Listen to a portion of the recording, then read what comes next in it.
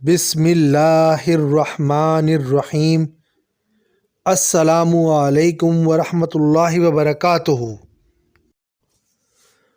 امید کرتا ہوں آپ سب لوگ خیر و عافیت سے ہوں گے، اور اللہ تعالیٰ سے میری دعا ہے اللہ تعالیٰ مجھ سمیت ہم سب کی دینی اور دنیاوی مشکلات کو آسان فرمائے، آمین۔ آج کی اس ویڈیو میں ہم بات کریں گے دنیا میں کیا گیا گناہ چھوٹا ہو یا بڑا ہو، اللہ تعالیٰ اس کو کبھی معاف نہیں کریں گے، یا یوں کہیے اس شخص کو کبھی معاف نہیں کریں گے جس نے چھوٹا گناہ کیا ہو یا بڑا گناہ کیا ہو۔ تفصیل سے آج کی اس ویڈیو میں اس بارے میں ہم بات کریں گے۔ چلیے تو ویڈیو کو سٹارٹ کرتے ہیں۔ ظلم زبان سے کیا گیا ہو یا ہاتھ سے کیا گیا ہو، ظلم ظلم ہوتا ہے اور اس کی معافی نہیں ملتی جب تک جس شخص پر ظلم کیا گیا ہو وہ اس کو معاف نہ کر دے۔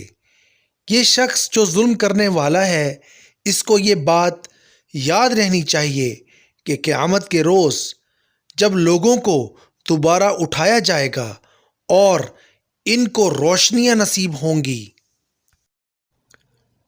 تو اس بدبخت شخص کے نصیب میں روشنی کے بجائے صرف اندھیرا ہی اندھیرا ہوگا۔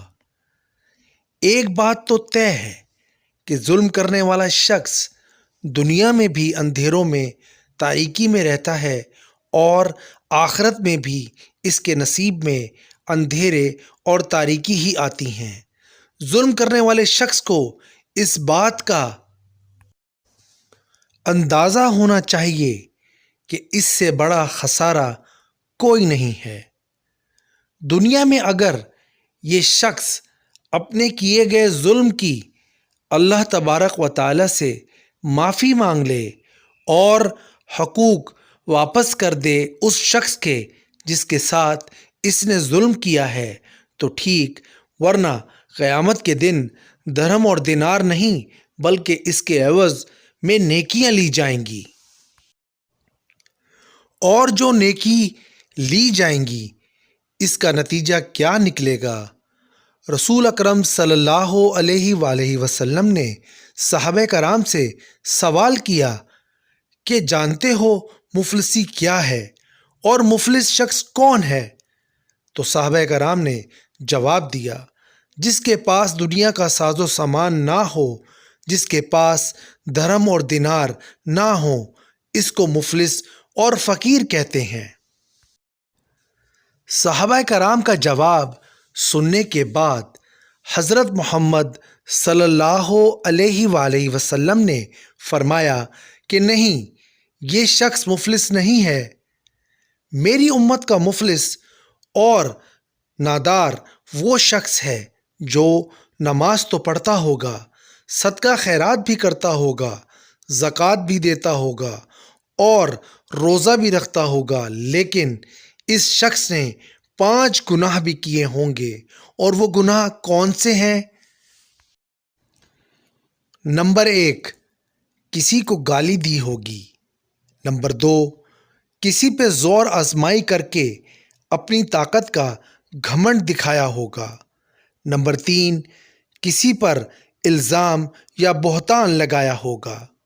نمبر 4، کسی کو قتل کیا ہوگا۔ اور نمبر 5، کسی کا مال کھایا ہوگا، کسی کے ساتھ خیانت کی ہوگی۔ استغفر اللہ۔ یہ ایسا شخص ہے جو نماز بھی پڑھتا ہے، زکوٰۃ بھی دیتا ہے، روزے بھی رکھتا ہے، صدقہ خیرات بھی کرتا ہے، لیکن یہ 5 گناہ اس نے کیے ہوں گے۔ کسی کا حق مارا ہوگا، کسی کو قتل کیا ہوگا، کسی پہ بہتان لگایا ہوگا، کسی کے ساتھ زور زبردستی کی ہوگی، تو قیامت کے روز لوگوں کی لائن لگی ہوگی جو اپنا حقوق واپس لینے کے لیے لائن میں لگے ہوئے ہوں گے۔ تو اللہ تبارک و تعالی ان لوگوں کو ان کے حقوق کیسے دیں گے؟ اللہ تعالیٰ ظلم کرنے والے شخص کی نیکیاں ان لوگوں میں تقسیم کریں گے جو لوگ اپنا حقوق لینے کے لیے لائن میں لگے ہوں گے، اور ابھی حقوق لینے والے لوگوں کی لائن لگی ہوئی ہوگی، وہ لوگ باقی رہتے ہوں گے، لیکن ان شخص کی جنہوں نے ظلم کیے، قتل کیے، جبر کیے،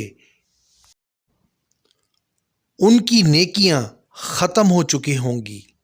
تو پھر کیا ہوگا جن لوگوں کے ساتھ انہوں نے ظلم کیا، جن کو گالی دی، جن کو مارا، قتل کیا، ان پہ بہتان لگائے، جن کا مال کھایا، ان لوگوں کے گناہوں کو پکڑ کر نمازی، روزے دار، زکوٰۃ ادا کرنے والوں کے سر پر رکھے جائیں گے، اور پھر ایسے لوگوں کو جہنم میں یعنی کہ دوزخ میں ڈال دیا جائے گا۔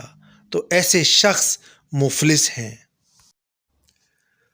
اللہ ذوالجلال مجھ سمیت ہم سب کو ایسی مفلسی سے دور فرمائے، آمین۔ تو یہ تھی آج کی میری ویڈیو، امید کرتا ہوں آپ کو پسند آئی ہوگی۔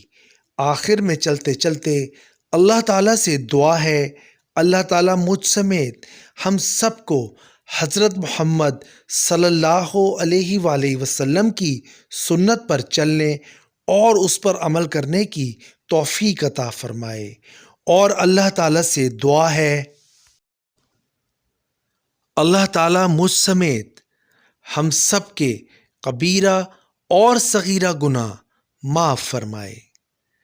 اللہ تعالیٰ ہم سب کو دنیا اور آخرت کی ہر نعمت سے نوازے، اور اللہ تعالیٰ سے دعا ہے اللہ تعالیٰ ہم سب کو اپنے حفظ و امان میں رکھے، آمین ثم آمین یا رب العالمین۔ نیکسٹ ویڈیو تک کے لیے دیجیے گا اجازت، اللہ حافظ۔